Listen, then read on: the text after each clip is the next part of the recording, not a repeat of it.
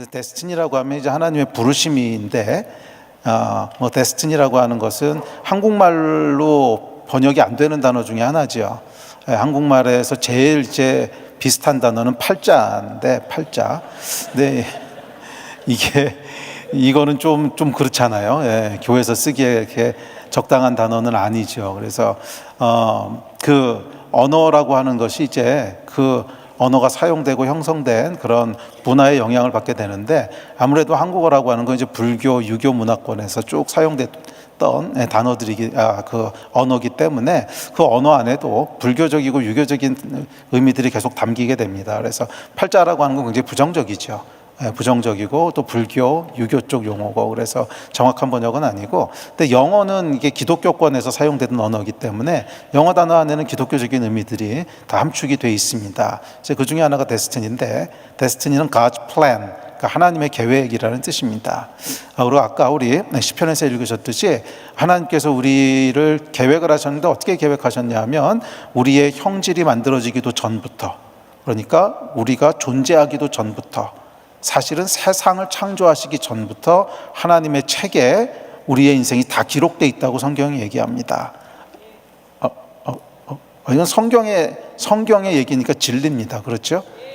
그러니까 하나님께서 우리를 그냥 대충 생각나는 대로 만드신 게 아니라는 거예요.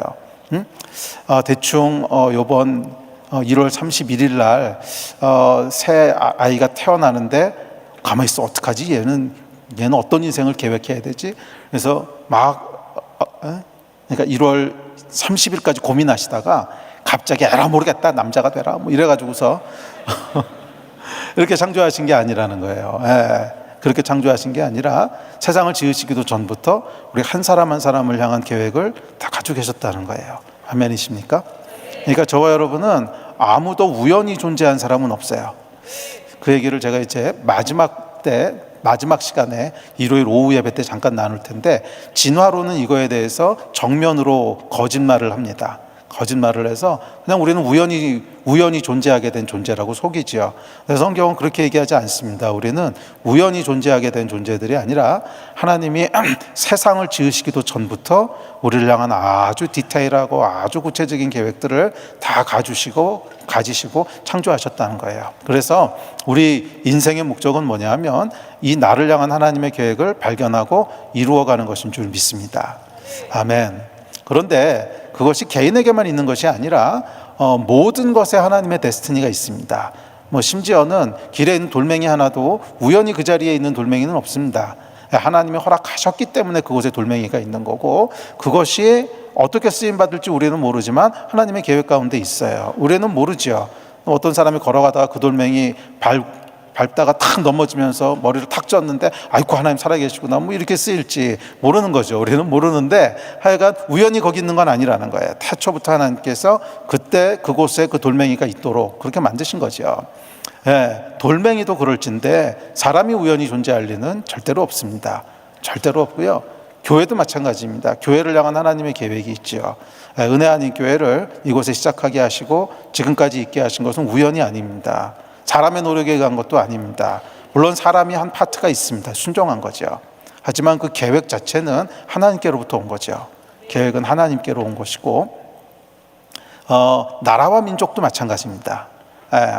미국, 한국, 중국, 일본, 이집트 이런 나라들이 여러분 우연히 존재했겠습니까? 아니요. 한 개인도 우연히 존재하지 않는데 한 나라와 민족이 우연히 존재한다고 하는 것은 있을 수 없습니다. 당연히 하나님께서 각 나라와 민족을 향한 계획을 가지고 계시죠. 그래서 사도행전을 보면 하나님께서 민족의 경계들을 정하셨다고 그러잖아요. 그러니까 민족을 하나님께서 계획하셨고, 그 민족이 어떤 민족이 될 거고, 특별히 마지막 때 어떤 하나님 나라의 사명을 감당할지를 다 계획하셨다는 거예요. 그래서 그 부흥이라고 하는 것은 뭐냐면 개인적으로 하나님의 그 계획을 발견하고 이루어가는 것은 영적인 각성이겠죠. 근데 이제 부흥이라고 하는 것은 한 공동체 또는 한 나라가 그 공동체 또는 나라를 향한 계획을 발견하고 그곳에 들어서는 것을 부흥이라고 부릅니다. 그러면 그곳에는 강권적인 하나님의 역사가 일어나요. 왜냐하면 하나님의 계획이니까. 그건 하나님의 계획이니까. 그게 오늘 살펴보려고 하는 돌파의 원리입니다. 네, 이 얘기를 오늘 나눌 거고요. 그리고 내일 아침에는 이제 반대의 원리라고 하는 것을 나누려고 하는데, 반대의 원리는 뭐냐 하면 하나님이 우리의 데스티니에 대해서 말씀하실 때 꼭 내가 잘하고 좋아하는 것만 사용하시는 것이 아니라 내가 잘 못하는 거, 또 이건 절대로 안 될 거야 라고 생각했던 데서 반전을 일으키세요. 그래서 하나님은 보면 항상 놀래키시는 분이세요.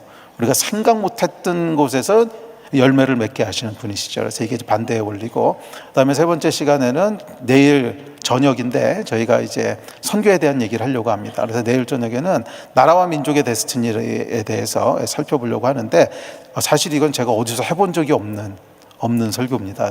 처음으로 하는 설교인데, 처음으로 하는 건 아니지요. 그 나라에 갔을 때는 했어요. 그러니까 예를 들면 이집트에 갔을 때 이집트의 데스티니가 뭔지 이집트 사람들하고 나누고, 조르단에 갔을 때 조르단의 데스티니가 뭔지 그곳의 영적 지도자들하고 나누고, 이렇게는 했지만 한국 사람들한테 나눈 적은 없어요. 왜냐하면 우리나라도 아닌데 관심도 없을 것 같고 그렇잖아요. 이제 한국 사람들한테 이집트의 데스티니 이런 거 해봐야 뭔 얘기요? 그게 나하고 무슨 상관이요? 이러기 때문에 이게 설교가 안 돼요. 그러니까 설교라고 하는 건 어쨌거나 나에게 주신 하나님의 말씀으로 들을 수 있어야 되고, 그것이 나에게 적용이 되고 그래야 되는 것인데, 이게 이집트를 향한 부르심 또는 일본을 향한 부르심, 이게 안 되지요. 그래서 아마 한국 사람들 대상으로는 제가 거의 저희 교회에서야 조금씩 했지만 해본 적이 없는데, 저는 은혜교회에서는 이 말씀을 해야 된다고 하는, 좀 어떻게 보면은 강권적인 감동이 있었습니다. 왜냐하면 선교를 위해서 존재하는 교회이기 때문에 이게 어떤 나라에 대한 얘기를 하든지 간에 다 여러분의 이야기로 받으실 것 같다라고 하는 그런 이제 감동이 있었어요. 그래서 내일 저녁에는 이제 그 얘기를 좀 나누려고 하는데, 이게 은혜가 된다면 굉장히 은혜가 될 수도 있고, 그래서 이게 나하고 무슨 상관인데 그러면 좀 지루하거나 딱딱할 수도 있고, 그래서 저도 모험인데 하여간 내일 저녁에 그렇게 가보려고 합니다. 그 다음에 이제 토요일 아침에는 그 만남의 원리라고 하는, 그러니까 데스티니라고 하는 것은 관계를 통해서 계속 하나님의 데스티니가 풀어집니다. 그러니까 내가 누굴 만나느냐, 어떤 사람과 함께 하느냐를 통해서 하나님께서 당신의 계획들을 계속 이루어 가세요. 그래서 그 얘기를 좀 나누고, 그 다음에 토요일 밤에는 떠남의 원리에 대해서, 그리고 주일날은 이제 또 좀 다른 얘기들을 이렇게 나누려고 합니다. 자, 그래서 어떻게 기대가 되세요? 그래서 이 데스티니를 찾고 이루어가는 원리들을 쭉 이렇게 살펴보면서 저와 여러분을 향한, 또 이 시대를 향한, 또 나라와 민족을 향한 그런 하나님의 계획들이 저희들 가운데 계시되어지고 발견할 수 있고, 그런 시간이 되기를 기대합니다. 그렇게 하실 겁니다. 아멘. 자, 데스티니라고 하는 건 이제 하나님의 계획이라는 뜻인데요. 그 데스티니 안에는 하나님께서 정말 여러 가지 축복들을 넣어 놓으셨어요. 정말 모든 신령한 축복들을 다 데스티니 안에 넣으셨습니다. 왜냐하면 하나님은 우리의 아버지시거든요. 아버지는 당연히 자녀를 축복하는 존재지, 자녀의 인생이 이상하게 꼬이기를 원하는 존재가 아닙니다. 모든 부모는 나는 힘들어도 자식들은 잘 살길 원하고요, 내가 저주를 받아도 우리의 아이들은 축복을 받았으면 좋겠고 하는 것이 부모지 않습니까? 근데 우리 하나님은 아버지세요. 하늘 아버지시기 때문에 우리를 향한 다른 생각을 가지실 수가 없으세요. 오로지 축복입니다. 우리를 향한 하나님의 생각은, 다른 생각은 가지실 수가 없어요. 오로지 축복이에요. 근데 우리가 그걸 다 이해하지 못할 때가 있지요. 그래서 어떨 때 보면 이게 축복 같지 않고 저주 같아 보이고, 내가 어떨 때 이제 병에 걸렸다든지, 또 생각하는 대로 문제가 잘 안 풀렸다든지, 그럴 때는 이렇게 좀 의아해하죠. 이게 뭐지? 그런데 여러분, 그런 순간들조차도 축복이에요. 축복 말고는 하나님 생각하실 수가 없어요. 그냥 우리를 향해서는 무조건 축복입니다. 그래서 여러분, 우리가 우리 인생에서 이렇게 변치 않게 잡아야 될 진리가 있다면, 하나님은 우리를 축복하시는 것밖에는 하실 수 있는 게 없다. 이거를 붙잡으셔야 돼요. 이걸 붙잡으셨을 때 그것을 기점으로 다른 모든 것을 해석하게 됩니다. 다른 모든 것들을 해석하게 돼요. 그러니까 내 생각대로 잘 안 풀렸던 일들, 또 내가 겪는 고난들, 어려움들, 이것 때문에 가만히 있어, 하나님이 선하신 분 맞아? 그렇다는 건 뭐냐 하면 지금 내 주변에 일어나는 상황을 기초로 해서 하나님을 해석하려고 하는 거죠. 이건 잘못된 태도고요. 하나님을 기초로 해서 상황을 해석해야 돼요. 그러니까 사람마다 이 변하지 않는 기초가 하나씩 있거든요. 근데 그건 하나님이셔야 돼요. 믿는 자들에겐 하나님이십니다. 하나님은 축복밖에 못 주세요. 그래서 이게 그냥 변치 않는 기초예요. 축복이야. 그런데 왜 이런 일이 일어났지? 그러면 그걸 이제 해석해야죠. 왜 축복인지. 예, 그렇게 가셔야 돼요. 예, 자, 그래서 하나님께서 데스티니 안에 정말 하늘의 모든 신령한 축복들을 다 담아 놓으셨습니다. 그래서 우리가 우리를 향한 데스티니를 발견하고 이루어간다고 하는 것은 선물 보따리를 하나씩 풀어보는 겁니다. 나를 향해서 하나님이 준비해 놓으신, 태초부터 준비해 놓으신 놀라운 선물들을 하나씩 둘씩 풀어보는 거예요. 할렐루야. 놀라운 복을 누리시게 되기를 축복합니다. 자,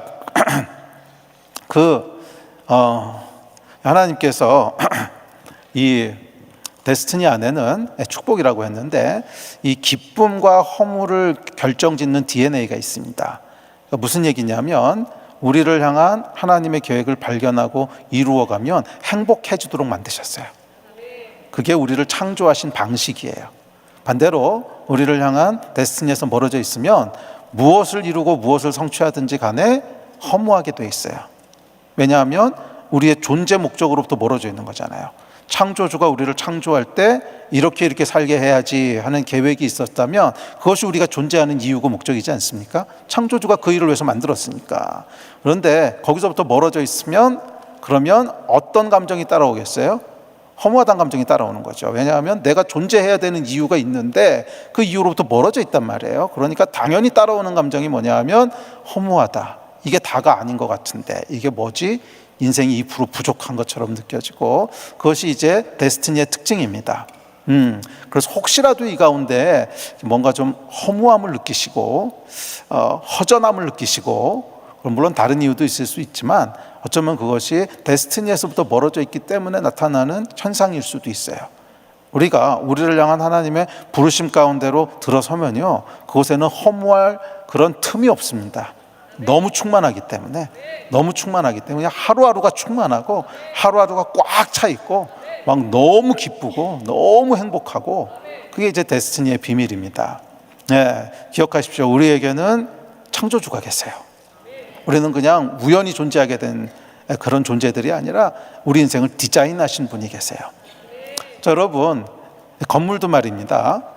좋은 건물은 어떤 건물이냐면 설계도대로 지은 건물이 좋은 건물입니다. 설계도에는 2층 건물로 이제 설계를 했는데, 그래도 이왕 짓는 김에 한 5층 올려. 그래서 5층을 올리면 좋은 건물이 될까요?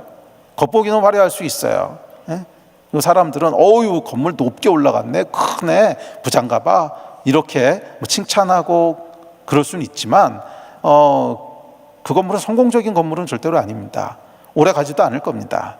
몇 년 사용하고 나면 설계도에는 2층으로 구조가 되어 있는데 5층으로 올렸으니 버티겠습니까? 금방 금가고 잘못하면 거기서 사람들 죽고 그러겠죠. 좋은 건물이라고 하는 것은 설계도대로 지은 건물입니다. 우리 인생도 마찬가지입니다. 성공적인 인생이라고 하는 것은 설계도대로 사는 인생이에요. 우리에게는 설계도가 있다는 거예요. 시편 말씀.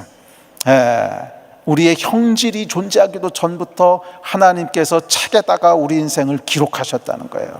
여러분 설계도가 있다는 거 아닙니까? 우리 인생을 향한 그냥 매일매일 매순간 매초마다 하나님께서 뭘 하게 하실지를 다 설계도에 써놓으셨다는 거예요. 아멘. 이 얘기를 오해하진 마십시오. 그래서 우리에게 아무런 선택권이 없다 그런 뜻은 아닙니다. 하나님께서 우리에게 자유를 주셨고요 선택할 수 있도록 하셨는데 하나님께서 우리가 자발적으로 하나님의 계획을 따라오기를 원하시는 거예요. 우리의 선택으로. 그래서 선악과를 주신 거죠. 자발적으로 따라오기를 원하신 거지 하나님께서 이렇게 계획되어 있으니까 너는 그냥 기계처럼 로봇처럼 그렇게 살아 이렇게 창조하신 건 아니에요. 우리는 하나님의 형상으로 지음받았기 때문에 우리가 스스로 선택할 수 있는 능력들이 다 있어요. 그런데 그 능력을 사용해서 하나님의 계획이 좋습니다. 나는 내가 이것저것 다 살펴보고 했는데 하나님이 계획하신 게 최고예요. 난 그냥 이렇게 살 거예요. 이걸 원하시는 거예요. 이거를. 그리고 그렇게 살 때 그곳에 하나님께서 놀라운 복들을 준비해 놓으셨어요. 그래서 아마 이 데스티니는 100% 이루는 사람은 없을 거예요. 타락하고 난 인류가 우리를 향한 모든 계획을 100% 이룬다. 이건 불가능할 겁니다. 그래서 아마 사람마다 이루는 퍼센테이지가 있지 않을까요? 그래서 이제 어떤 사람은 좀 많이 한 예? 그러니까 60%, 70%막 이렇게 이루는 사람이 있는가 하면 어떤 사람은 한 10%도 못 이루고 가고 또 예수를 만나지 못한 사람은 0%지요. 예, 하나도 누리지 못하고 가고 그렇게 아마 차별이 있을 거예요. 근데 저는 제가 그러니까 하나님을 알아가면 알아갈수록 우리가 누리는 게 아마 사도 바울도 50%는 못 넘었을 거야. 이런 확신이 들어요.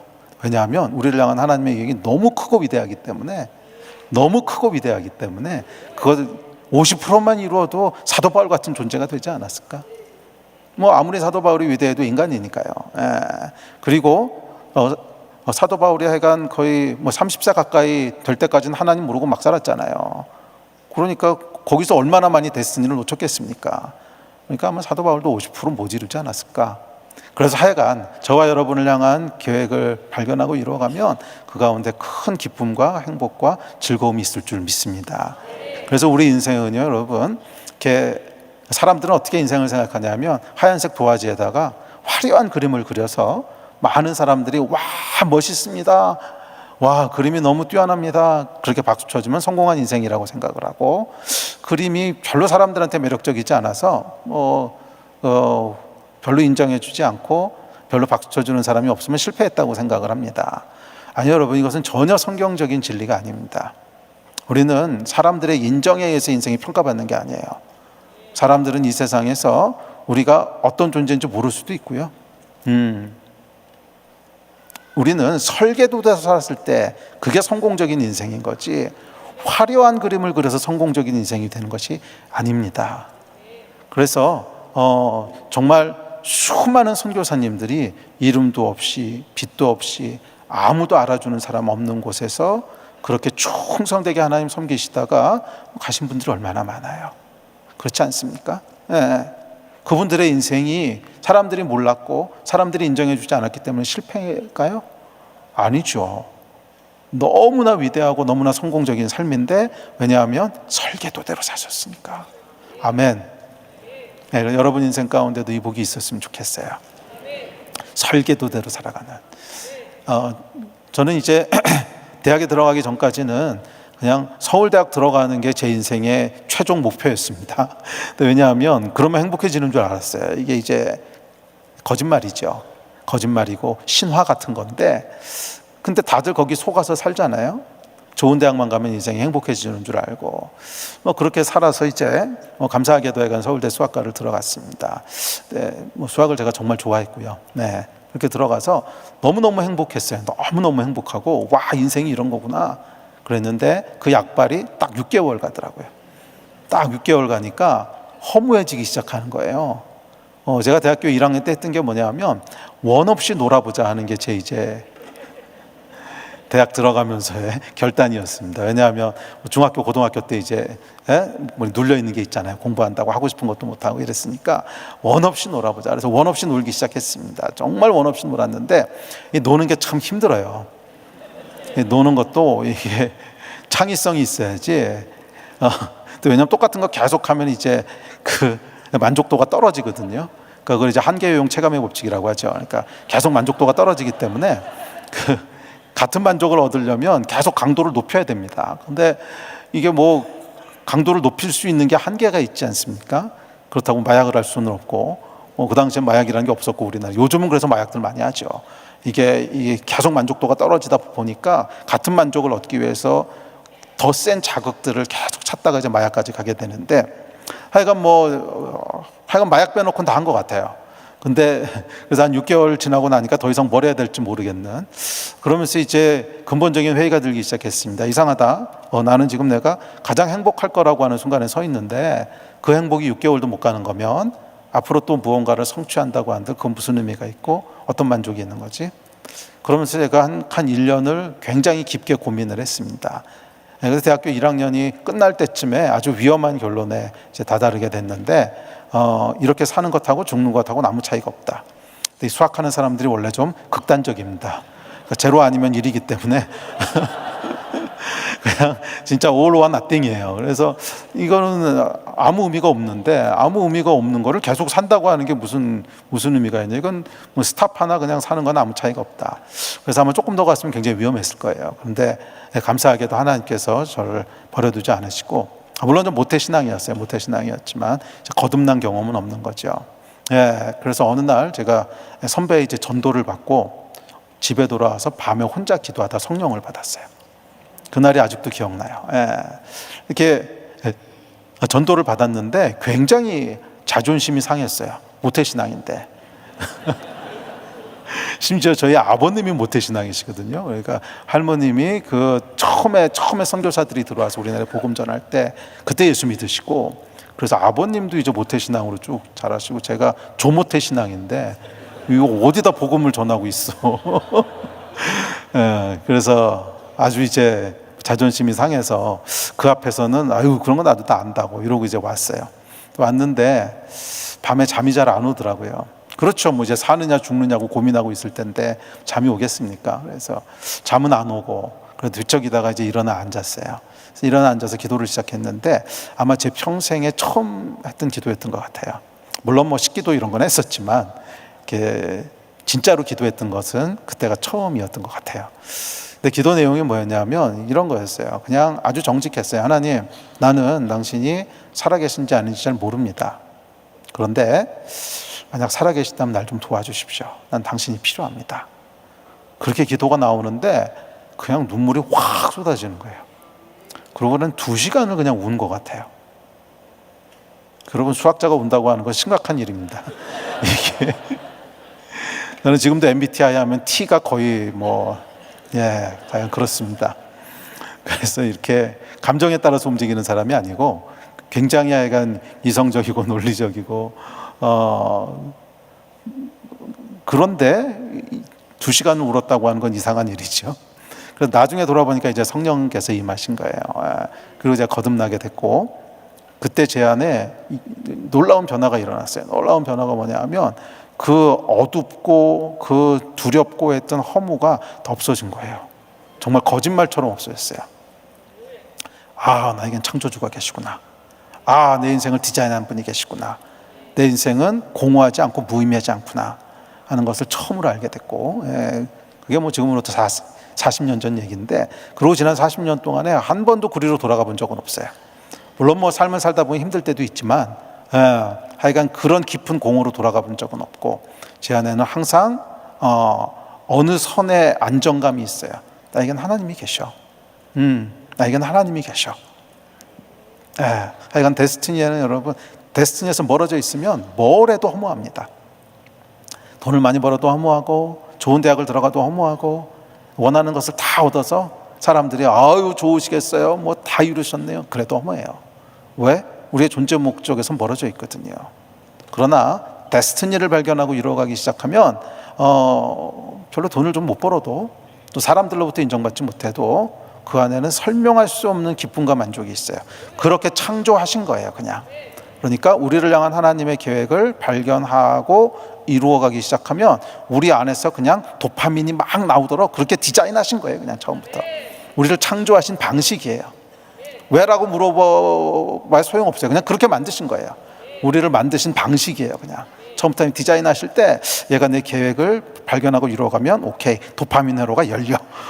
그래서 막 도파민이 확 분비돼. 이렇게 그냥 만드신 거예요. 그래서 그 안에 들어서면 하여간 기쁨이 있고, 그렇습니다. 개인뿐만이 아니라 나라와 민족도 마찬가지입니다. 한 나라와 민족이 우리를 향한 데스티니를 발견하고 들어가기 시작하면 그곳엔 부흥이 일어납니다. 그곳엔 부흥이 일어나요. 왜? 그렇게 계획하신 거거든요. 그래서 부흥의 스위치는 뭐냐면 데스티니예요. 한 나라와 민족 또는 한 교회, 가정도 마찬가지고, 뭐 개인도 사실은 마찬가지죠. 우리를 향한 계획, 데스티니라고 하는 스위치를 누를 때 거기서 부흥이 일어나게 돼 있어요. 아멘. 자,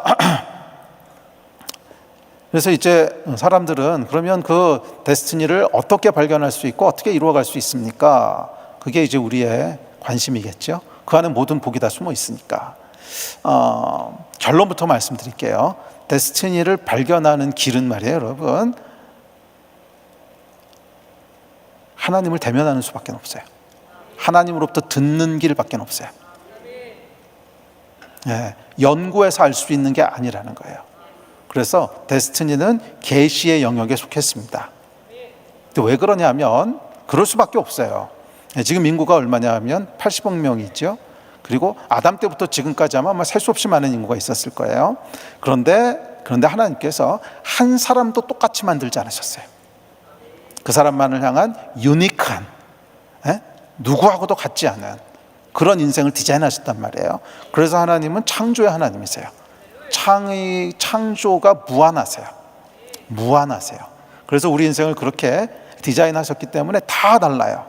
연구해서 안다고 하는 건 무슨 뜻이냐면, 연구해서 안다고 하는 것은 다른 사람들의 데스티니를 샘플로 조사해 가지고서 거기서 이제 통계를 내고 그러고 난 다음에 보니까 이렇게 태어나서 이렇게 사는 사람은 대충 이렇게 사는 거야, 이렇게 이제 연구해서 아는 건데, 이거는 전혀 워크하지 않습니다. 왜? 다 다르게 만드셨거든요. 그래서 이것은 연구해서 알 수 있는 게 아니고 하나님으로부터 들어야 돼요. 그것을 계시라고 하죠. 그러니까 계시의 영역에 속한 것이기 때문에, 하나님을 인카운터하지 않고는 알 수가 없어요. 예, 제 인생에도 보면 물론 하나님께서 매일매일 초자연적인 음성으로 이렇게 해라 저렇게 해라 그런다는 뜻은 아닙니다. 그러니까 하나님의 음성을 듣고 또 하나님의 인도하심을 받는다고 하는 것에는 이제 그 성경적인 또 영적인 원리들이 있지요. 이제 그런 것을 따라가는 것인데, 근데 이렇게 아주 중요한 고비고비마다는 성령님의 은혜가 있어야 돼요. 그래서 여러분 잘 생각해 보세요. 그러니까 선교사님들 같은 경우에 선교사로 헌신하게 됐던 계기들이 다 있지, 그냥 연구하고 공부해서 선교사로 가야지 이런 사람은 제가 못 봤어요. 보통은 다 어때요? 수양회나 부흥회나 거기서 은혜를 받죠. 은혜 받는다고 하는 게 하나님과 인카운트거든요. 은혜를 받아요. 그래서 집회 도중에 또 어떤 사람은 그냥 개인적으로 기도하시다 그럴 수도 있고, 하다가 갑자기 눈물 콧물 다 쏟고 엉엉 울면서 하나님 내가 이렇게 하겠습니다 그러고 선교사 되셨지, 그냥 밋밋하게 내가 생각해 보니까 그게 맞아 이러고 가시는 분은 제가 좀 못 봤어요. 그 얘기는 뭐냐면, 이런 인생의 고비고비마다 우리 인생을 이렇게 그 좌회전하게 하시고 우회전하게 하시고 유턴하게 하시고 하는, 이것은 성령님의 역사밖에 없다는 거예요. 성령님의 역사밖에 없어요. 그래서 여러분, 성령을 받지 않으면 그 데스티니의 길을 갈 수가 없습니다. 정말 성령 안에서 나를 향한 하나님의 계획이 무엇인지가 계시되고, 그것을 내가 아멘 하는 믿음으로 취하고, 그래서 두 번째는 이제 아멘 하는 믿음이에요. 알았으면 아멘 하고 믿고 순종을 해야지, 알았는데 그런가요? 그러고 계속 가면 아무 일도 안 일어나는 거죠. 그래서 알았을 때는 아멘 하고 순종을 하는 거예요. 그래서 이 데스티니는 아주 심플합니다. 하나님이 말씀하시면 내가 순종하는 거예요. 이게 데스티니를 발견하고 이루어가는 비결입니다. 아멘.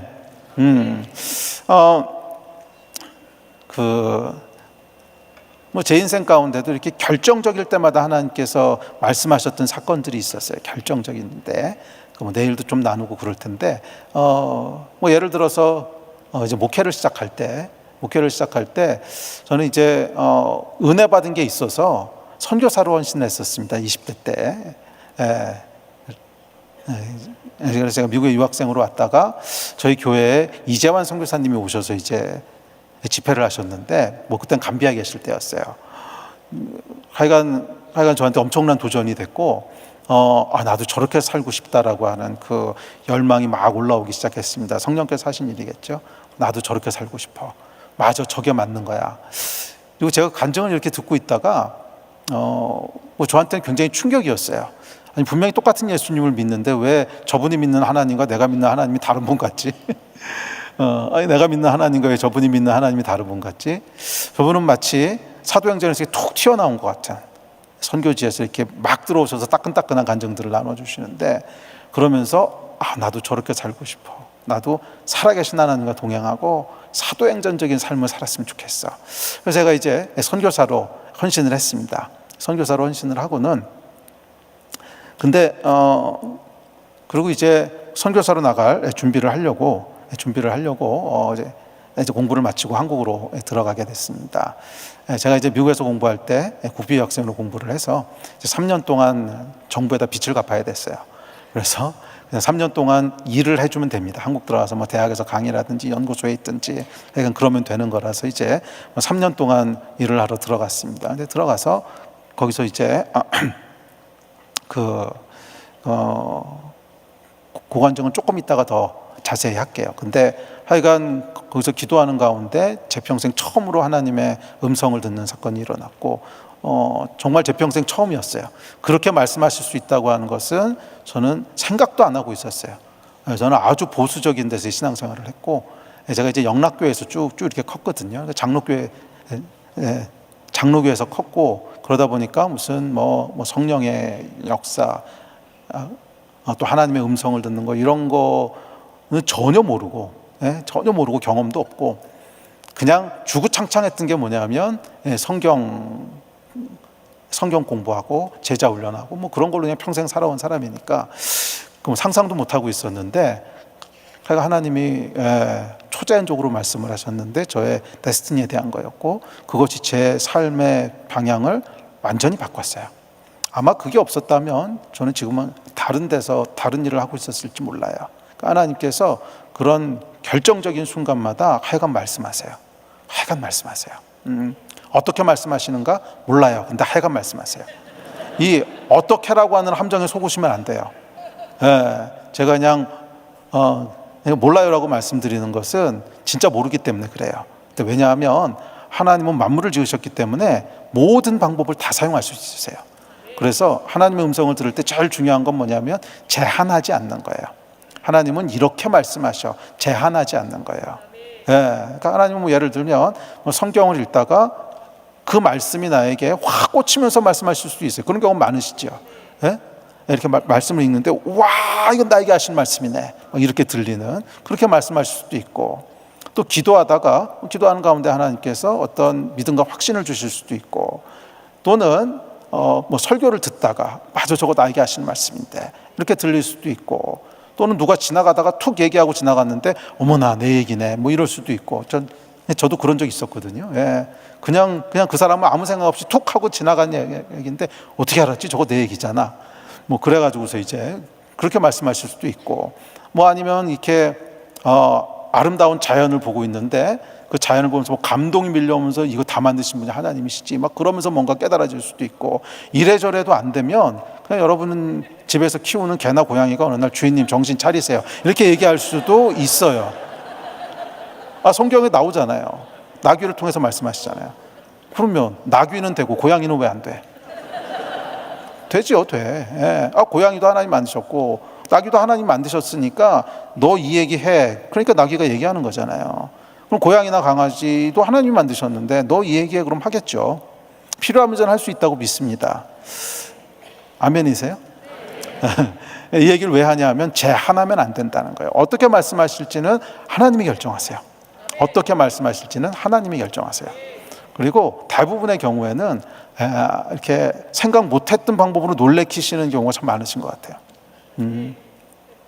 자, 어찌되었든지 간에 그렇게 하나님의 말씀을 듣는, 그러니까 이게 데스티니는 계시의 영역에 속했다고 했잖아요. 그래서 하나님으로부터 듣지 않으면 도대체 나를 향한 계획이 뭔지를 알 수가 없어요. 두 번째는 뭐냐면 그 말씀을 들었을 때 순종해야 되는 거예요.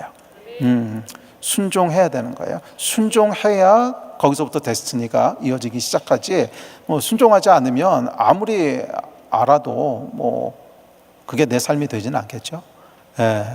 그게 내 삶이 되지는 않겠죠. 그래서 저는 저희 교회에서도 아마 가장 강조하는 밸류 중에 하나가 이제 순종인데, 은혜 받는 것 너무 중요합니다. 너무 중요한데 그거는 딱 절반이에요. 나머지 절반은 순종이에요. 아무리 은혜를 받아도 움직이지 않으면 내 것이 되지는 않죠. 아무리 은혜를 받아도 움직이지 않으면 내 것이 되지 않아요. 그러니까 은혜 받았다고 하는 건 뭐냐면 그 설교하시는 분 또는 간증하시는 분이 만난 하나님이지 내 하나님은 아닌 거예요. 내 하나님은 뭐냐면 그렇게 뭔가 성령께서 감동이 있었을 때 아멘 하고 움직였을 때 내 하나님이 되는 거지, 그게 나의 믿음이 되는 거지, 거기에 반응하지 않으면 죄송하지만 거기 아무 일도 일어나지 않습니다.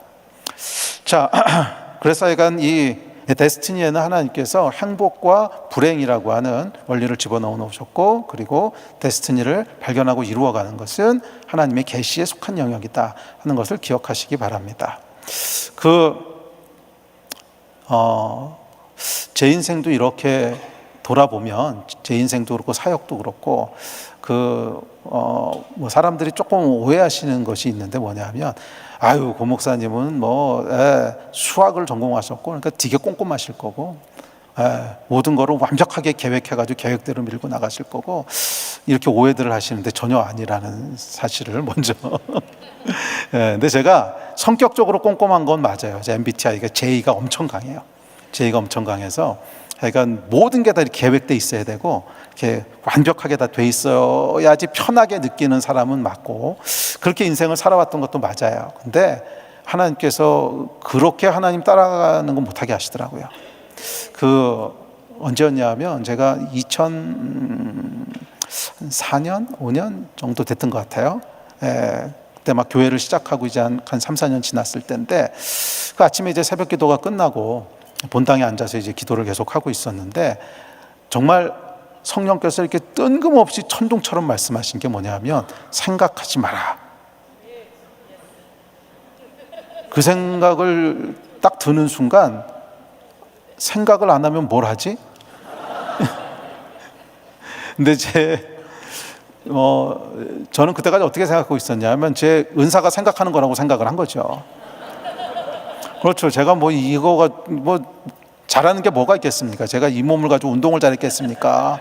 아니면 노래를 잘했으면 예체능으로 갔겠죠. 그것도 안 되니까 이제 그냥 그나마 잘하는 게 이제 생각하는 거, 생각하고 논리적으로 생각하고 기획하고 그다음에 예측하고 그런 게 이제 제 은사라고 처속처럼 믿고 있었어요.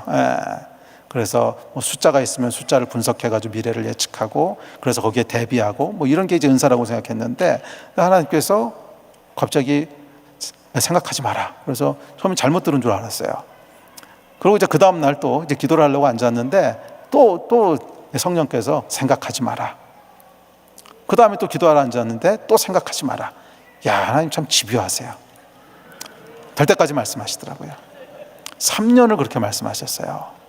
그러니까 기도가, 다른 기도가 안 돼요. 그냥 탁 앉으면 그냥 주여 그러고 앉으면 제일 먼저 떠오르는 말씀이 생각하지 마라. 그래서 그 다음부터 이제 뭘 하기 시작하냐면, 생각을 안 하면 뭘 하지?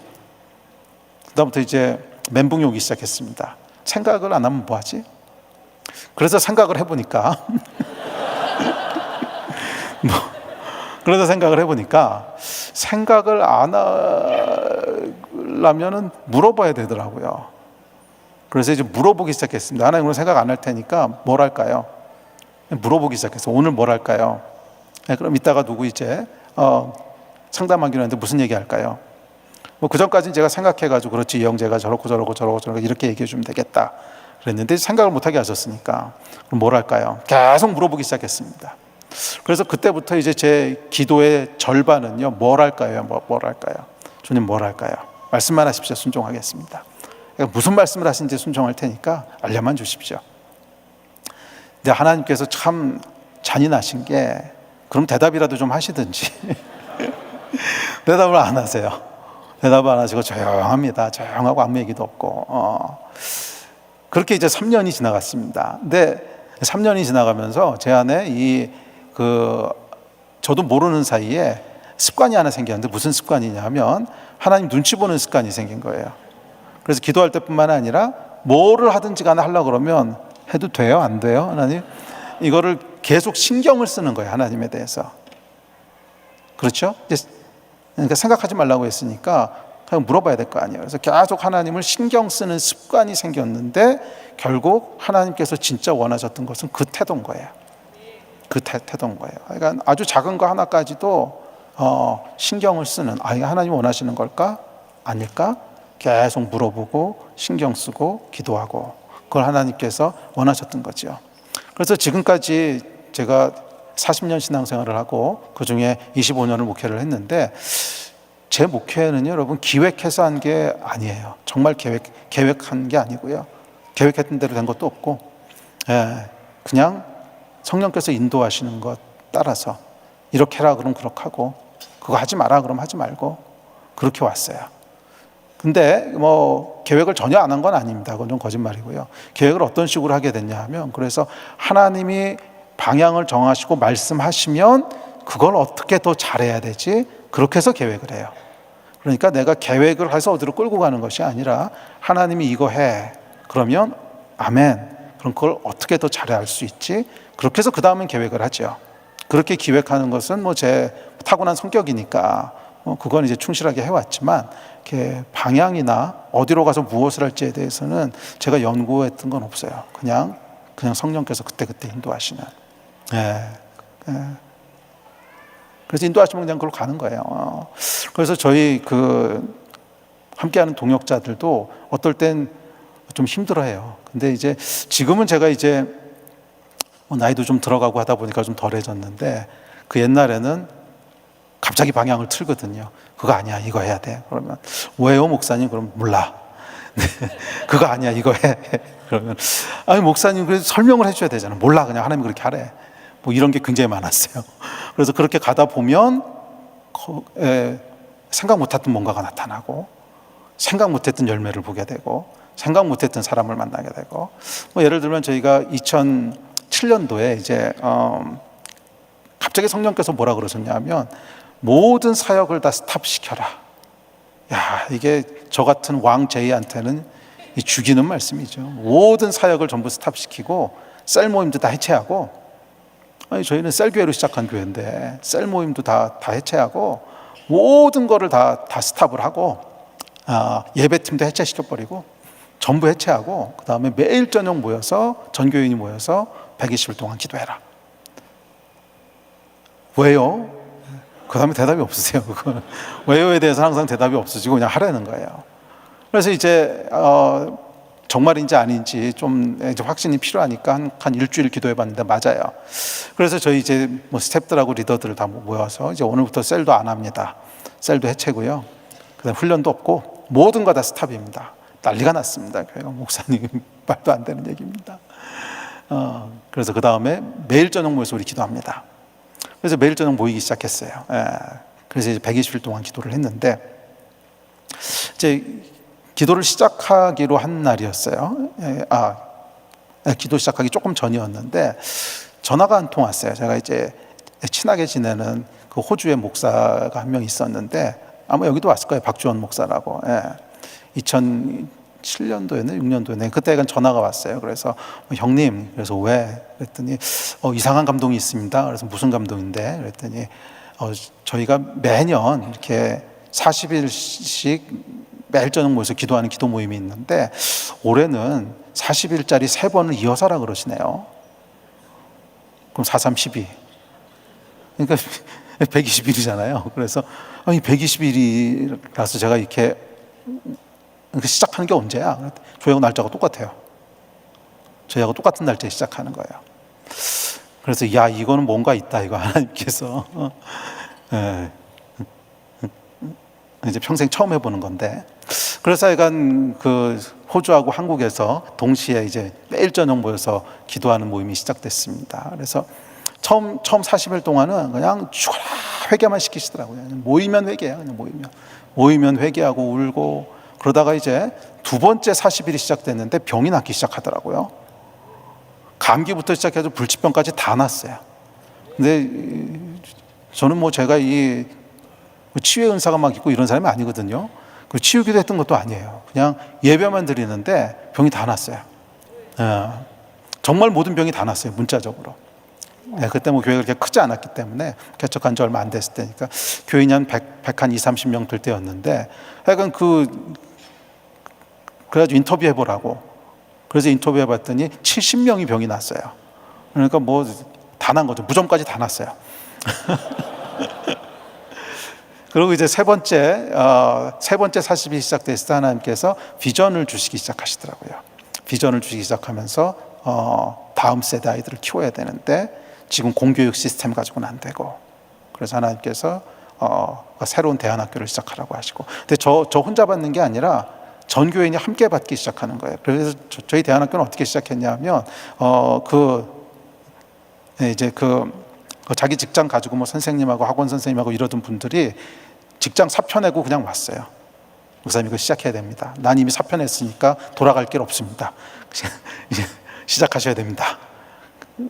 그게 이제 120일 끝나고 시작한 거였고, 120일이 끝날 때 이제 무슨 일이 벌어졌냐면 호주에 있는 이제 그 교회에서 마지막 120일을 마무리하면서 좋은 강사님을 이제 초청해가지고 집회를 하면서 마무리한다고. 그래서 저한테 이제 강사를 소개해달라고 이제 전화가 왔어요. 그래서 제가 아는 목사님 이분이 좋을 것 같다고 소개를 해드렸는데, 그분이 이제 시간이 안 되신 거예요. 그래서 못 가시게 됐어요. 그러면서 이제 대타를 한 명을 이제 보내게 됐어요. 젊은 사역자인데 그 당시에 30 간 넘었나? 20대인가? 뭐 약간 아주 젊은 사역자인데 기름 부심이 있다고. 네. 그래서 이제 믿고 한번 해보라고. 그래서 약간 그 사람이 이제 대타로 가게 됐어요. 아주 젊은 사역자였는데. 그래서 갔는데 그러니까 박주원 목사가 공항에서 그 사역자를 이제 그 당시에 전도사였는데, 전도사를 보는 순간 너무 시험에 들어가지고서 제가 무슨 설교를 하겠냐. 완전히 무슨 양아치 날라리처럼 생겼는데 무슨 양아치 날라리처럼 생겼는데 우리는 지금 120일이나 이렇게 준비를 하고 교회에 정말 교훈을 걸고 이렇게 집회를 하는 건데, 아무 생각 없이 온 것처럼 자기 팀들을 데리고 온 거예요. 예배팀을 데리고. 그래서 이제 집회를 하고 왔으니까, 나중에 얘기 들어보니까 그 공항에서 교회까지 1시간으로 오는데 한마디를 안 했대요. 한마디를 안 해가지고서 그 전도사는 너무 불안해가지고서 우리가 뭐 잘못했나. 그래가지고 부들부들 떨고. 그래서 그냥 갔습니다. 갔는데 그냥 하늘이 열린 거예요. 그 집회를 하는데 그냥 하늘이 열려서 그 집회가 끝나고는 저한테 당장 전화가 왔어요. 그러면서 형님, 그 사람 만나봐야 됩니다. 보통 사람이 아닙니다. 젊은 전도사인데 그 사람 꼭 만나셔야 됩니다. 그래서 만난 사람이 조지훈이라고 그리고 예배했던 사람이 조승현이었고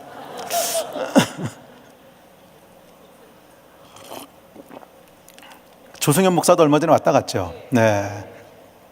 그때 예배했던 사람이 조승현하고 레베카 황, 그 둘이서 이제 아주 젊었어요. 그때 막 20대, 레베카는 그때 20대 중반쯤 됐었고 조승현은 그때 30대 초반이었고, 하여간 그래서 이제 처음으로 만나게 됐고, 그러면서 저희가 이제 함께 생각하는 더비 네트워크라고 하는 네트워크가 시작이 됐어요. 그러니까 이 120일 기도가 뭔가 새로운 거를 출산하기 위한 준비였던 거죠. 그래서 하나님께서 그 일을 위해서 준비해서 기도하게 하신 거고, 그것이 결국 이제 그렇게 해서 사람들을 만나게 되고, 그 만남이 사실은 더비의 시작이었습니다. 근데 그 전에 박주원 목사하고 저하고는 개인적으로 알고 있었지만, 그렇게 조지훈 목사가 들어오고 조승현 목사가 들어오고, 그 다음에 조금 있다 윤성철 목사가 이제 조인하게 되고, 그러면서 그 네트워크가 시작되게 됐어요. 그러고 한두 명 더 있는데, 하여간 그렇게 시작이 돼서 지금은 하여간 그 네트워크가 여러 가지 것들을 아주 긴밀하게 같이 합니다. 진짜 형제처럼 같이 하는데, 대부분 다 이제 어디에 집중하고 있냐면 선교. 그래서 지난 6월 달에 저희가 그 더비 네트워크에서 파송한 선교사들이 대부분 중동에 있는데, 대부분 뭐 이집트, 요르단, 뭐 튀니지, 모로코, 뭐 터키 뭐 이런 곳에 있는데, 처음으로 한번 다 같이 모여보자. 모여보자. 그래서 그 목사들하고 이제 처음으로 선교 대회를 했습니다. 네. 보니까 그 장기, 그러니까 중단기로 1, 2년씩 들어간 사람 말고 평생 헌신해서 들어간 사람이 140명이더라고요. 140명이고 아이들까지 치면 한 200명. 그거를 이제 벌스하게 하신 거죠. 그러니까 120일 동안 하나님이 호주와 한국에서 기도하게 하시면서 그 일을 이제 출발하게 하시고, 그렇게 해서 그 120일 기도하면서 정말 많은 것들이 새롭게 시작됐어요. 저희 대안학교도 시작됐고, 또 무엇보다도 더비라고 하는 저한테는 제 제 사역의 그냥 메인 바디라고 할 만한 건데, 이제 공동체를 시작하게 하시고, 그래서 지금은 이제 한 2, 30개 교회들이 함께 모여서 동역하고, 대부분 다 청년 교회들입니다. 교회가 큰 교회도 있고 작은 교회도 있고 그런데, 하여간 그렇게 하면서 함께 선교하게 하시고, 또 그곳에서 열매를 보게 하시고 하는 일들을 하게 하셨습니다. 자, 이야기가 길어졌는데 그 시작이 뭐였냐면 뜬금없는 순종. 그렇죠? 뜬금없는 순종이라고 하는 건 왜 하는지 모르는 거예요. 그때는 모르는 거죠. 이게 도대체 왜 해야 되는 거야? 왜 교회 모든 뭐 제자 훈련부터 시작해서 셀 모임까지 다 스탑하고 할 만한 뭐가 있는 거야? 모르죠. 그리고 그때는 그게 보이지 않으니까 과하다고 생각되죠. 과하다고 생각되는데 아멘하고 순종하는 거예요. 성령께서 말씀하시면 그것이 이해가 돼도 아멘, 이해가 안 돼도 아멘. 그냥 하라 그러면 하는 거예요. 그냥 그렇게 가다 보면 알게 돼요. 가다 보면 알게 됩니다. 저희가 지난 3년 전에 잠깐 나눴지만 그 난민 사역을 하면서 굉장히 열매들을 많이 취할 수 있게 됐습니다. 저는 거기서 나온 열매를 그 코비드 시작하기 직전에 이제 중동에 방문해서 그곳에서 이제 그 열매들을 쭉 이렇게 보여주신 적이 있는데, 하나님께서 너무 감동이 돼서 난 지금 하나님 데리고 가셔도 이제 여한이 없겠다. 아랍 사람들 사이에 이 정도 열매를 볼 거라고 하는 건 상상도 못했었는데, 이런 열매를 보게 하셨으니까 난 지금 하나님 데려가셔도 여한이 없다. 이제 그랬던 적이 있는데, 하여간 그래서 하나님께서 그 사역을 하게 하신 것도 그런 열매를 볼 거라고 하는 걸 알고 순종하는 게 아니죠. 뭔지 모르겠지만 하나님 보여주시면 아멘. 뭔지 모르겠지만 말씀하시면 아멘. 순종하는 거예요. 아멘. 그랬을 때 하나님께서 열매를 보게 하시고 돌파를 경험하게 하십니다. 아멘. 돌파에 대한 얘기는 오늘 저녁에 하려는데 시간이 많이 가서 내일 새벽에 할게요. 내일 새벽에도 어차피 다 비슷한 얘기이기 때문에. 근데 간단히 한두 가지만 이야기하고 우리 기도합시다. 저는 원래 말을 아주 심하게 더듬었어요. 말을 아주 심하게 더듬어서 이렇게 남 앞에 서는 거가 불가능한 사람이었습니다. 그래서 이제 수학에 더 이렇게 매달렸던 것 같아요. 이렇게 개인적으로 대화할 때도 계속 더듬고 그러니까 말을. 그러니까 이게 아이들 사이에 끼기도 좀 어렵죠. 물론 친구가 없었던 건 아닌데, 친구들도 이렇게 놀리잖아요. 걔네들이 철이 없으니까 얼마나 힘들지 이런 거 이해해 주는 게 아니고 흉내내고 놀리고, 그게 또 싫고 너무 싫고, 그러다 보니까 이제 그냥 수학 문제 풀고 있으면 아무도 놀리는 사람 없고 행복하고 그래서 이제 수학을 전공하게 됐던 그 이유 중에 하나인데, 하여간 제가 아주 심하게 말을 더듬었습니다. 더듬어가지고서 그 대학교 1학년 때 예수 믿고 나서도 제가 목사가 될 거라고 하는 건 생각을 못했어요. 너무 은혜가 커서 목사 돼야 되는 거 아니야 생각했다 하루 만에 집어쳤어요. 그럴 리가 없어. 말을 못하는 사람이 무슨 목사를 하겠어요. 그래서 개인적으로도 안 되고, 이렇게 앞에 나오면 긴장하니까 더 안 됩니다. 그래서 그냥 더더더 하다가 들어가고. 그래서 제가 이제 공부는 잘했죠. 공부는 잘하니까 학기 초가 되면 선생님이 이제 내가 말 더듬는 건 모르시고 공부 잘하는 놈들 나와서 발표시키고 막 이러잖아요. 아이고 주여. 발표하는 날은 이게 진짜 도살장 끌려가는 날입니다. 그럼 앞에 나와가지고서 아무 얘기도 못 떠 하다 그냥 이렇게 하고 인사하고들. 그랬어요. 그러니까 내가 무슨 목사를 하겠습니까? 그래서 이건 아니야. 그렇게 생각하고 있었는데, 근데 이제 한국에 들어왔다가 그 얘기 제가 했죠. 아까 그 초자연적인 음성을 듣게 됐다고. 근데 그때 제 아주 친한 목사님 한 분이 대학생들 몇 명하고 교회를 막 시작하셨어요. 그래서 당연히 그 교회 그냥 조인해가지고 도와드리다가 이제 3년 있다 선교소로 가야지. 그러고 조인을 했는데, 이분이 이제 미국 시민권자셨는데 갑자기 좀 문제가 생기셔가지고 미국으로 돌아가셔야 되는 거예요. 그래서 교회는 개척했는데 이제 6개월 만에 이분은 돌아가셔야 되는. 그러고 이제 저를 이렇게 불러놓고는 네가 하면 되겠네 목으로 가셨어요. 제가 뭐 신학교를 나온 사람도 아니고 집사였고 더군다나 말도 더듬고 그러니까 아이 그거 아니라고 제 부르심 아니라고. 근데 하여간 뭐 그분 사정이 있으면 가버리시고. 그래서 교회를 이제 함께 개척했던 집사님 가정이 2가정이 있었는데, 근데 이분들이 다 선교단체 출신들이세요. 그러니까 별로 뭐 이렇게 뭐 신학교 그다음에 목사 안수 이런 거에 대한 컨셉이 별로 없으세요. 그냥 선교단체에서 평생 이렇게 평신도 사역을 하신 분들이니까. 그래서 저한테 뭐 3년은 계셔야 되는 거죠. 그래서 예, 3년 있습니다. 그랬더니 그러면 3년만 좀 교회를 맡아 주십시오. 그래서 아유 그거는 아니라고, 나는 선교사로 갈 거라고. 그랬더니 그래도 기도는 해보셔야죠. 근데 맞는 말이에요. 그래서 오케이 그럼 기도해 보겠습니다. 그래서 이제 기도원에 올라간 거예요. 그래서 기도원에 올라가면서 그렇게 기도했어요. 하나님, 이게 하나님 뜻이면 알아듣게 말씀해 주십시오. 대충 감동이 있다 뭐 이런 거 가지고 안 되고, 누구도 부인할 수 없는 들리는 이 중에 들리는 초자연적인 음성으로 말씀해 주시면 그럼 제가 순종하고, 아니면 그냥 원래 계획대로 선교사로 가겠습니다. 그리고 이제 기도원으로 올라가면서 제 안에 믿음이 있었어요. 그런 음성은 절대로 들릴 리가 없다는. 뭐 평생 한 번도 그런 들어본 적 없는데 그때라고 들리겠어요. 그래서 올라갔는데 3일째 되는 날인가 이제 평생 처음으로 이제 들리는 초자연적인 하나님의 음성을 듣게 됐습니다. 근데 그게 뭐였냐면 저의 데스티니에 대한 거였어요. 너는 내가 창조하기를 훈련하는 자로, 트레이너로 만들었다고. 그래서 너는 다음 세대 젊은이들을 훈련시키고 그들을 선교지로 들여보내는 게 너의 이제 역할이라고. 넌 교관이라고. 그러니까 네가 직접 뛰어들어서 싸우는 사람이 아니라 너는 교관이라고. 그럼 제가 많은 얘기를 하셨어요. 굉장히 많은 얘기를 하셨는데, 그래서 제가 그 얘기를 듣고는 그때 하나님 뭐라 그러셨냐면, 내가 모세의 군대가 아니고 여호수아의 군대를 일으킬 텐데 여호수아의 군대는 모세의 군대와 달리 요단강을 건너가서 땅을 정복하는 세대가 될 거라고. 그리고 너는 그 세대에 대한 트레이너라고. 그래서 제가 그 말을 듣고는 이제 돌아와서는 뭐 그렇게까지 말씀하셨는데 순종을 해야죠.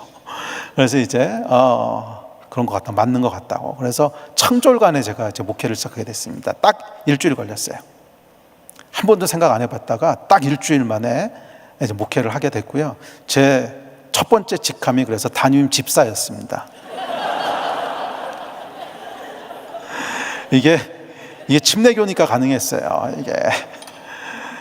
이게 알았으면 난리 났을 겁니다. 교단에서도. 이게 모르니까 그냥 놔둔 거지. 그럼 뭐 개척교회 조그만 거고 그리고 대학생들 몇 명 있는 거니까 그러니까 놔둔 거지. 큰일 날 일이죠. 그러게 2월 달이었는데 이제 부랴부랴 신학교를 알아보니까 빈자리가 있어가지고서 이제 등록을 하고, 그리고 3월인가 제가 전도사 안수를 받고 이제 2단을 면했습니다. 그렇게 시작을 했는데 설교를 해야 되잖아요. 이건 또 다른 얘기잖아요. 그래서 토요일 밤에 이제 이제 설교 준비 다 끝냈어요. 미리 다 준비하는데 제가 왕제이라서 설교 준비 미리 다 끝내는데 불안해서 잠을 못 자겠는 거예요. 토요일 밤에. 그래서 이제 계속 불안해서 뒤척거리다가 이제 기도를 시작했습니다. 정말 꼬박센 것 같아요. 꼬박세면서 아침까지 기도했는데 두려우니까. 그래서 하나님, 처음에는 막 이제 그 원망이 나오더라고. 왜 나만 미워하십니까? 이렇게 말 잘하는 사람들 많은데 왜 나 불러다 이런 거 시키시냐고. 막 그러다 아침이 되니까 기도가 바뀌어요. 살려주십시오. 얼마나 불안한지 모르실 거예요. 그냥 얼마나 불안하냐면요. 지금도 아마 아무 형제님이나 이 앞에 나와서 10분만 얘기해 주십시오. 그러면 다리가 후들후들 떨릴거려. 그런데 10분이 아니고 설교를 해야 되고, 설교가 문제가 아니고 말도 못하는 사람이 앞에서면 더더더더밖에 못하는데, 그렇다고 뭐 설교 훈련 받아본 적도 없고 뭐 신학교를 가본 적도 없고 큰일 난 거죠. 그러니까 이제 살려달라는 기도가 나오죠. 그리고 나서 이제 시간이 속절없이 흘려서 9시 예배가 이제 일부 예배였는데 가서 이렇게 섰어요. 근데 섰는데 정말 거짓말처럼 완전히 고치셨어요. 말 다듬는 걸. 그냥 그때부터 줄줄줄 말이 나오는데 내가 왜 나오는지도 몰라요. 그냥. 그래서 제일 많이 놀란 건 제가 놀랐고, 두 번째는 집사람이 놀라고. 그게 이제 25년 전인데, 그때 완전히 고치셔서 지난 25년 동안 뭐 말도 듣는 것 때문에 한 번도 이래 본 적 없고요. 지금 뭐 이렇게 조금 버벅거리는 건 시차 때문에 그런 거고요. 시차가 있으면 원래 그래요, 이게. 그런 거고, 뭐 말도 듣는 것 때문에 그런 적은 한 번도 없고, 완전히 고치셨어요. 데스티니에는 여러분 돌파하는 능력이 있어요. 왜 돌파하는 능력이 있냐면 하나님의 계획이니까. 사람의 계획은요, 사람의 막힐 수가 있어요. 사람의 능력이 부족하기도 하고 재수가 없을 수도 있고. 그런데 하나님이 하겠다고 하는 걸 누가 막으시겠어요? 하나님이 하시겠다고 하는 걸 누가 막겠어요? 막을 수가 없어요. 그래서 그 앞에는 반드시 돌파가 일어납니다. 성경에 보면 이 얘기로 가득합니다. 모세 때 여러분, 모세의 데스티니가 뭐죠? 출애굽이죠. 근데 출애굽하려고 나왔더니 앞에 홍해가 있습니다. 큰 바다가 있어요. 어떻게 됐죠? 갈라졌잖아요. 여호수아의 데스티니는 뭡니까?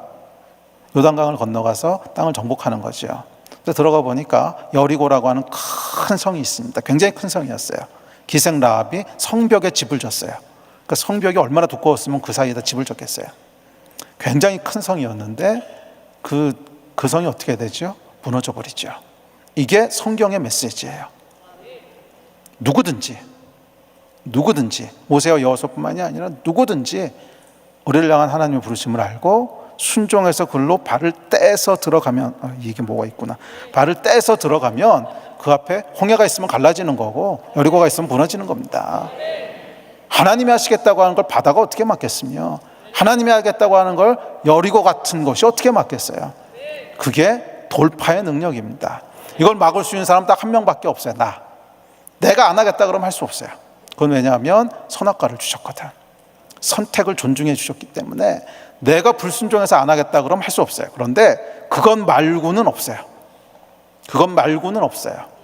네, 저는 여러분의 인생 가운데도 데스티니를 발견하고 그 길로 발을 떼는 순간 홍해가 갈라지고 여리고가 무너질 줄 믿습니다. 이게 뭐냐면 돌파의 능력이에요. 이 돌파의 능력을 경험하는 여러분 되시기를 주의 이름으로 축원합니다. 내일 아침에 좀 하겠지만 한민족도 마찬가지예요. 우리 민족의 데스티니 중에 하나는 기도예요. 근데 70년대 80년대 기도하기 시작했을 때 무슨 일이 일어났습니까? 돌파가 일어났잖아요. 가난이라고 하는 이 지긋지긋한 저주가 정말 짧은 시간 안에, 불과 한 세대도 안 되는 그 짧은 시간 안에 돌파가 일어나면서 전 세계에서 가장 잘 사는 나라 중에 하나가 되지 않았습니까? 이게 뭐예요, 여러분? 저는 데스티니의 능력이라고 100% 믿습니다.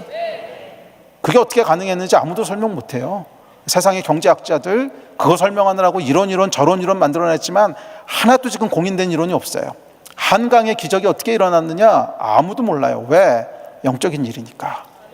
맞아요, 여러분. 그거는 하나님이 그냥 하신 거지 사람이 이해할 수 있는 게 아니라는 거예요. 설명할 수 있는 게 아니라 그냥 강권적으로 하나님께서 역사하신 거예요. 강권적으로 역사하셔서, 세계사를 보시면 여러분 이런 예가 한국 말고는 아무도 없단 말이에요. 한국에만 일어났단 말이에요. 그게 어떻게 가능했을까? 돌파의 능력이지요. 가난이라고 하는 지긋지긋한 저주. 그리고 한국의 이제 또 하나의 데스티니는 제사장 나라거든요. 그 제사장 나라는 이제 선교하는 국가라는 뜻입니다. 그러면 이제 복음을 나눠줘야 되는데 그러려면 가난의 저주에 묶여 있어서는 그게 어떻게 가능하겠어요? 그게 돌파가 돼야지. 그래서 하나님께서 우리가 순종해서 데스티니로 들어가기 시작했을 때 그 앞에 길을 여시기 시작한 거예요. 가난이라고 하는 홍해를 가르시고 가난이라고 하는 그 여리고의 저주를 무너뜨리시고 그 앞에 그냥 길을 내시는 거예요. 넓은 대로를 내시면서 우리 민족이 주를 위해서 뛸 수 있는 놀라운 길들을 만드신 거예요. 이게 우리의 역사인 줄 믿습니다. 우리 말씀 마무리합시다. 내일 새벽에 다시 이제 이어서 말씀 살펴볼 텐데, 혹시 여러분 인생 가운데 아직 오랫동안 기도해왔지만 잘 응답받지 않고 있는 게 혹시 있으세요? 그렇다면 그것은 어쩌면 데스티니의 이슈일 수도 있어요. 어쩌면, 다는 아니겠지만 어쩌면 그럴 수도 있어요. 그래서 우리 기도할 때 나를 향한 하나님의 계획을 보여달라고 기도합시다. 또 우리 가정을 향한, 또 우리 교회를 향한 하나님 데스티니를 보여주십시오. 그런데 여기서 중요한 거 한 가지, 알려주시고 보여만 주시면 무조건 순종하겠습니다. 이해가 돼도 순종하고 이해가 안 돼도 순종하고 하여간 말씀만 하십시오. 말씀만 하십시오. 그 길이 어떤 길이든지 간에 하여간 순종합니다. 나는 순종합니다. 그 태도가 있으면 그럼 보여주세요. 방법은 뭔지 모르겠지만 보여주세요. 많은 경우 여러분, 이제 제가 저희 교회에서 훈련시키는 것 중에 하나가 하나님의 음성을 듣는 법이라는 게 있는데, 그 강의가 있는데 그게 몇 가지가 있어요. 이제 어떻게 듣느냐 하는. 근데 마지막 가장 중요한 게 뭐냐면 순종하겠다는 태도예요. 근데 왜냐하면 순종 안 할 거면 그럼 왜 보여주시겠어요? 그렇잖아요. 하나님도 입 아프시고 어차피 얘기해봐야 안 들을 건데, 어차피 얘기하지도 않을 건데. 그래서 여러분, 순종하겠다고 하는 태도가 거의 절대 열쇠예요. 내가 순종하겠다고 하는 태도만 있으면 어떤 방법이든지 가르쳐 주세요. 방법은 뭐 우리가 제한할 필요 없어요. 정 안 되면 여러분 집에서 키우는 강아지가 멍멍하다 어느 날 말하기 시작할 거예요. 주인님 이렇게 하셔야 됩니다. 정 안 되면 그렇게라도 할 테니까 염려하지 마시고, 하여간 가장 중요한 키워드는 말씀만 하십시오. 순종하겠습니다. 무엇이든지 간에 순종하겠으니 주님 말씀만 하십시오. 이 태도가 있을 때 사실은 순종은 여러분 희생도 아니고 헌신도 아니에요. 복 받는 길이지. 그렇잖아요. 하나님은 우리에게 복 주시는 거 외에는 할 수 있는 게 없으세요. 그러니까 순종한다고 하는 건 복 받는 길이죠. 복 주시는 거 말고는 할 수 있는 게 없으세요. 그러니까 순종은요 그냥 복 받는 길이야. 사람들이 뭐라 그러든지 간에 그건 복 받는 길이에요. 이 복을 누리시는 귀한 성도분들 되시기를 주의 이름으로 축원합니다.